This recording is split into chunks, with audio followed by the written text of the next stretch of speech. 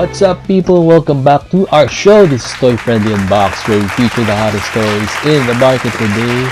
And ngayon, special na naman yung episode natin. Bira tayo magkaroon nito.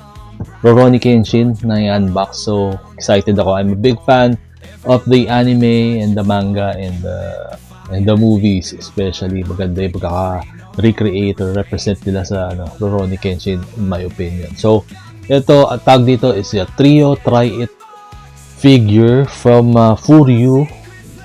Bihira tayo mag-feature ng Furyu. Parang ito yata yung first time mag-feature tayo ng Furyu brand. And luckily, si Kenshi pa. Si Kenshin. Rurouni Kenshin. Samurai X dun sa mga, batang 90s. Ganda, di ba? Dito pa, box pa lang, ulam. So, ito, unbox natin ngayon. And special treat para sa Rurouni Kenshin fans, I'm sure. So before anything else, please like, comment, subscribe to our channel, and don't forget to hit the notification bell for updates on our events and other activities sa channel natin and sa page natin, which is www.facebook.com/toyfriendly. Punta kayo doon, maraming pre-orders ng mga toys and other geek stuff. And naka-sale pa rin tayo, Christmas season, sa Shopee, and yun, punta kayo shopee.ph/toyfriendly, and while you're at it, habang nag-scroll kayo, punta na rin kayo sa Lazada. Meron din tayong store doon, and marami rin tayong awesome deals and bargains waiting for you guys. So without any further ado, here we go.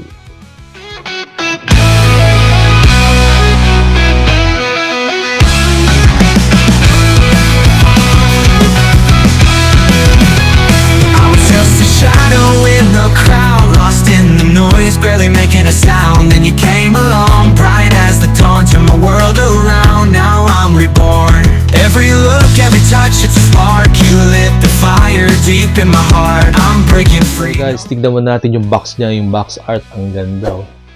On model ka agad.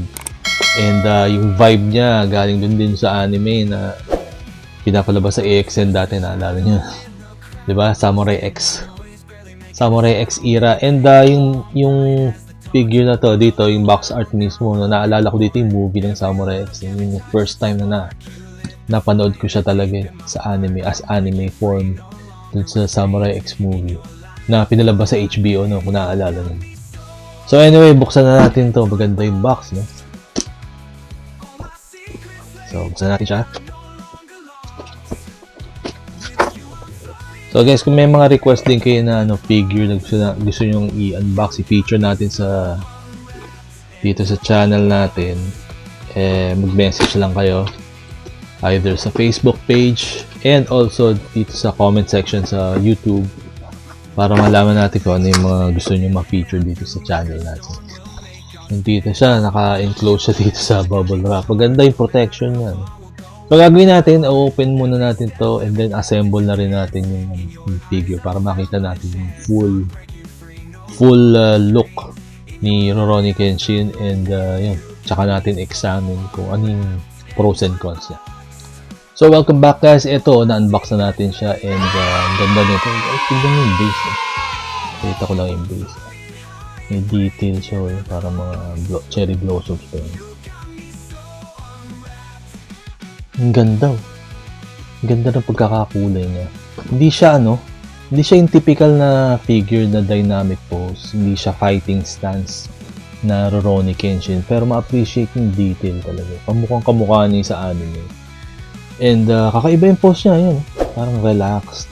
Pero ready to unleash the sword pa rin pag kinakailangan labanin si Kenshi. So, ito ganda. Pati colors niya, ganda. Ganda na pagkakagawa nito. Yung sculpt and yung model niya, wala kang masasabi. Talagang worthy of for your collection talaga. Maganda yung details niya. Mamaya closer look tayo, pag montage ng video montage. Pero dito pa lang, kita niyo yung likod, yung ponytail niya, doon pa rin. And pag up close, pag tinignan nyo yung face niya, sobrang 100% na representation yun. Magandang representation ni Kenshin Himura ng Rurouni Kenshin series or Samurai X. So, yun guys. Kung gusto nyong i-avail to, well, lang to. Isa na lang natitira. So, una na lang tayo sa message. Message kayo. It's either sa Facebook. And baka ilagay ko din sa Shopee to. So, makaka-avail kayo ng shipping discounts. So, there you have it guys. That was our quick unboxing and review of Rurouni Kenshin's Trio Tryout figure from Furyu. And yeah, Q4 Monta.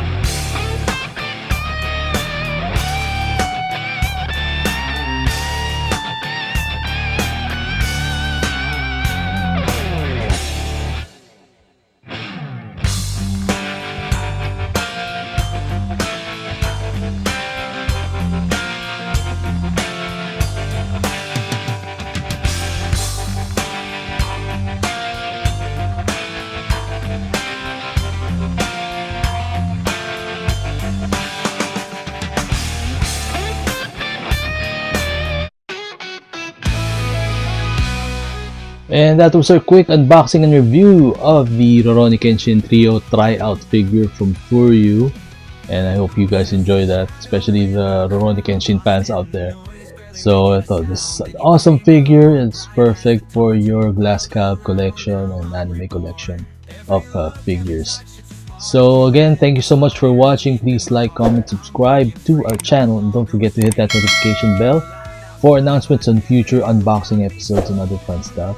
As always, please visit our Facebook page, www.facebook.com/toyfriendly, and also visit our Shopee store, shopee.ph/toyfriendly, as well as our Lazada store. And just search for Toy Friendly Toy Store there. And you get awesome deals and awesome bargains right now. Especially right now, it's the Christmas season, so we have a lot of special promotions and sales. Again, thank you so much, and I'll see you in the next unboxing episode.